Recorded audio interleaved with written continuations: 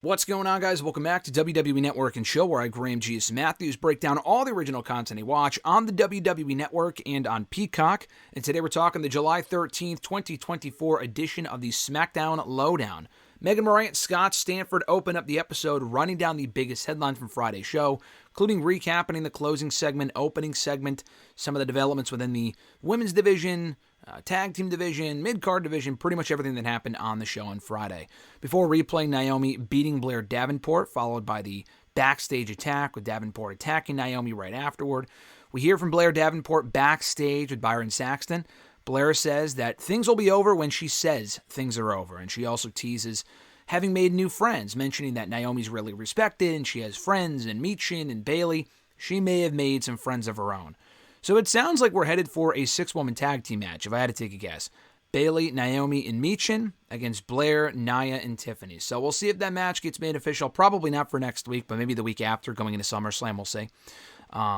Scott Stanford says that Blair Davenport is not exactly endearing herself to the backstage veterans, but like Blair said, she may have made some new friends, and there's not a whole lot of women on SmackDown that are constantly used. Like, I don't think she's talking about fucking Tegan Nox. I assume she's talking about Nia and Tiffany, but we'll see. They replay the opening segment with Tiffany and Nia and Bayley, as well as Michin losing to Nia Jax. Scott Stanford says that the Jax-Tiffany relationship, alliance, whatever, isn't exactly a win-win situation. It's more of a no-win situation in his mind.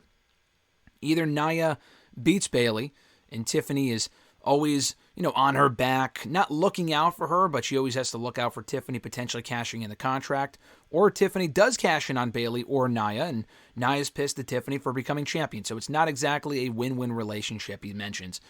Byron, when we hear him backstage with Andrade, he informs Andrade of his match with Carmelo Hayes for next week's SmackDown.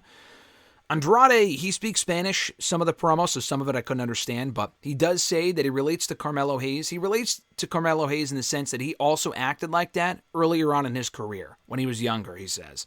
And he will prove next week when he faces him and when he beats him why he was the MVP of Money in the Bank.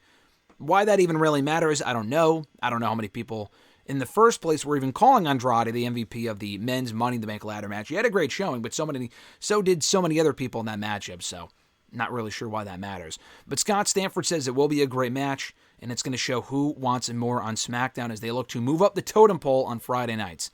They replay Legado beating Corbin and Cruz in tag team action. We hear from Legado backstage.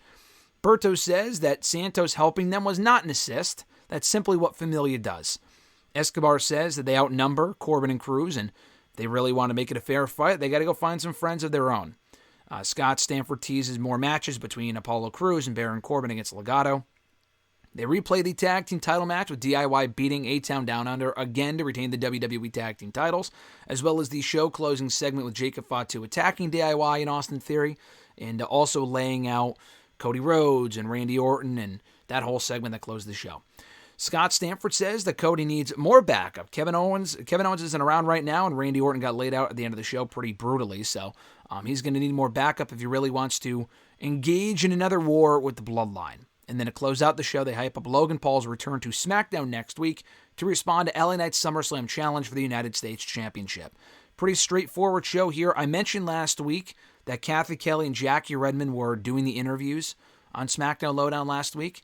They were back on Raw Talk on Monday, and it was Byron Saxton doing all the interviews on SmackDown LowDown. So I still don't know if they're going to have someone else come in and they're going to have Byron split the duties and have him do the backstage interviews with someone else. I can't imagine he's going to do all the interviews on SmackDown because he was splitting the duties originally with Kayla Braxton. She's gone now. She actually just filmed the movie, I guess, extremely soon after her departure from the company, which is pretty cool.